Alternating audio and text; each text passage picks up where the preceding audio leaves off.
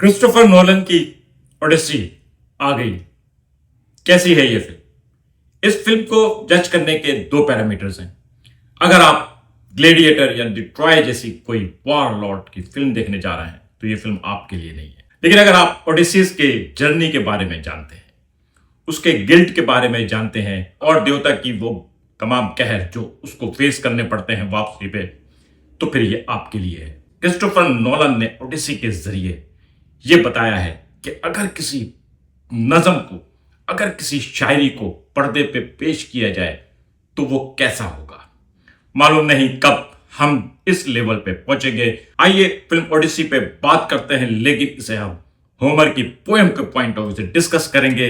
अगर आपने अब तक मेरा चैनल सब्सक्राइब नहीं किया है तो प्लीज मेरा चैनल सब्सक्राइब करें और बेल आइकन प्रेस करें। दोस्तों, जो लोग ओडिसी की स्टोरी से वाकिफ नहीं है उनको मैं बताऊं कि ये ओडिसी वो बादशाह था जिसने ट्रोजन हॉर्स की ट्रिक के जरिए ट्रॉय का किला फतह किया था। लेकिन वो किले की जंग जो कई सालों पे चली, उस फतह के बाद कुछ ऐसा हुआ जिससे उनके देवता नाराज हो गए और फिर उस फातेह को घर वापस आने में एक बहुत लंबा अरसा निकल गया। और क्रिस्टोफर नोलन की ओडिसी वहां से शुरू होती है जहां से ट्रोजन का किला फतह हुआ है। ये कहानी गिल्ट की है। ये कहानी तीन लोगों की है। ओडिसियस, उसकी वाइफ पेनेलोपे का कैरेक्टर एने हैथवे ने किया है, और उसका बेटा टेलीमाकुस, और ये किरदार टॉम हॉलैंड ने किया है। बीवी जो इंतजार में है कि कब वो बादशाह जंग से वापस आएगा। बेटा जिसको यकीन है, जिसने अपने बाप को नहीं देखा है लेकिन उसको यकीन है कि उसका बाप वापस आएगा। और बाप यानी ओडिसियस, मैट डेमन, उसकी जर्नी उसके घर वापस आने की। आमतौर पर हम जंग में फातेह को बहुत शानदार अंदाज में पोर्ट्रे करते हैं, लेकिन ये एक ऐसे फातेह की दास्तान है जो फतह के बाद गम में डूब गया।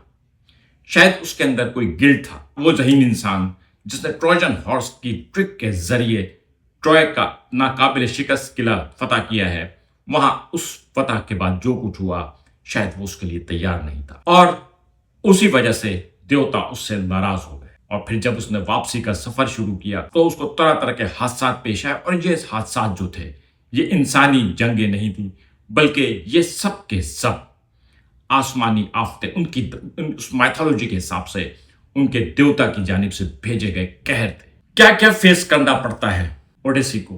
कैलिप्सो, चार्लिस थेरम, जो फूल के जरिए उसको हमेशा अपने जजीरे पर रखना चाहती है। उस जजीरे पे पहुंचने से पहले नोलन ने कहानी को नॉन लीनियर अंदाज में बताया है। तो वापसी के सफर में सबसे पहले इनका सामना एक आंख वाले जाइंट मखलूक से होता है, साइक्लोपस पॉलीफेम्स। ये इत्तेफाक से देवता पोसेडन का बेटा है। इसको मारते हैं और उसके बाद फिर मजीद कहर का सामना करना पड़ता है, जिसमें जादूगर ने सिर से जो ओडेसिस के साथियों को जानवर बना देती है। समंदर में सायरन्स, वो आवाजें जो कश्ती वालों को अपनी तरफ घेरती थी, मौत के जजीरों की तरफ। तबाकुन, विर्लपुल, भंवर और वो मखलूक जिसके कई हाथ थे लंबे लंबे।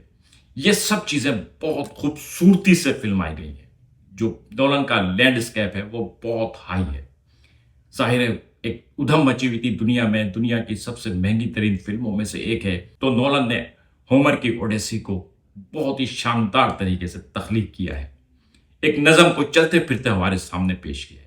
लेकिन एक तरफ अगर ओडिसियस जो है वो इन सब चीजों से लड़ रहा है, तो दूसरी तरफ उसका बेटा जो अपने बाप को ढूंढने के लिए सफर पे जाना चाहता है, और उसको सफर पे भेजना एक साजिश है, जहां उसकी बीवी पेनिलोपे उसका इंतजार कर रही है, जहां बहुत सारे नोबल मैन जो हैं उससे शादी के ख्वाहिशमंद, और उस नोबल मैन में से सबसे अहम हमारे टॉयलेट फेमस रॉबर्ट पैटिंसन, जो आप उसको विलन कह सकते हैं। बहरहाल वो इतना बड़ा विलन नहीं है, लेकिन मलका से शादी के लिए वो साजिशें कर रहा है। ओडिसियस को देखने की क्या वजूहात है?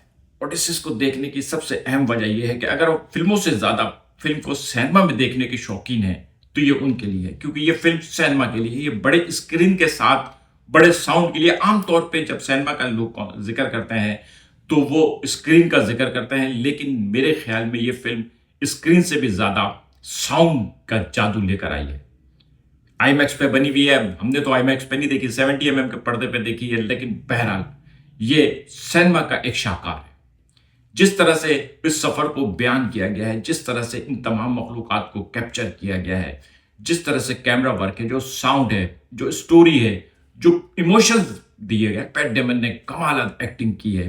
एक एक बादशाह जो जीता हुआ है, एक बिछड़ा हुआ शौहर, एक फातेह जिसने सबसे मुश्किल कबीला फतह कर लिया है, लेकिन अब अपने फौजियों को जिंदा वापस लेके जाना उसके लिए मुश्किल हो गया है, क्योंकि देवता उससे नाराज हैं, और देवता उसकी वापसी में, और देवताओं ने उसको बोल दिया है कि सिर्फ वही वापस जाएगा। उसके साथ एथेना की शक्ल में गॉडेस ऑफ विजडम जो उसको बार बार कर रही है, उसका जो एक गिल्ट है, मेन गिल्ट, वो और उस मेन गिल्ट का और इस गॉडेस का उसके साथ होना, इसको बड़े अच्छे तरीके से खूबसूरती से कनेक्ट किया है। ओवरऑल ये फिल्म जो है उन तमाम लोगों के लिए जो सिनेमा पे जाकर फिल्म देखने के शौकीन है, उनके लिए ये एक मस्ट वॉच है सिनेमा पे। और वो तमाम लोग जो आम मसाला एक्शन फिल्म देखना चाहते हैं, उनको शायद ये टीवी पे भी लगे कि ये बहुत स्लो है, क्योंकि जाहिर है स्टोरी में एक्शन या वो जो तमाम सीन है उससे ज्यादा फोकस जो है स्टोरी बिल्टअप पे है, इमोशंस के पेश करने पे है, उसका जो वो सफर है, उस सफर की जो तकलीफात हैं, उसके जो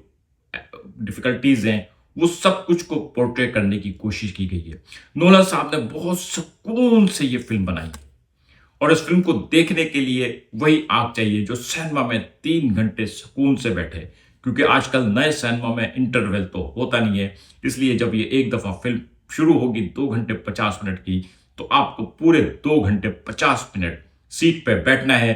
फिल्म में परहैप्स कि सुस्त होगी, लेकिन आप छोड़ के नहीं जा सकते, क्योंकि किस वक्त कौन सा सीन आ जाए आपको नहीं पता। जो लोग क्रिस्टोफर नोलन की फिल्में देखते रहते हैं, वो उसकी स्टोरी टेलिंग से वाकिफ है। अगर आप होमर की ओडेसी को नोलन की आंख से देखना चाहते हैं, तो ये फिल्म आपके लिए है। आज का व्लॉग कैसा लगा कमेंट करके बताइएगा। मिलेंगे अगले किसी व्लॉग के साथ। शुक्रिया।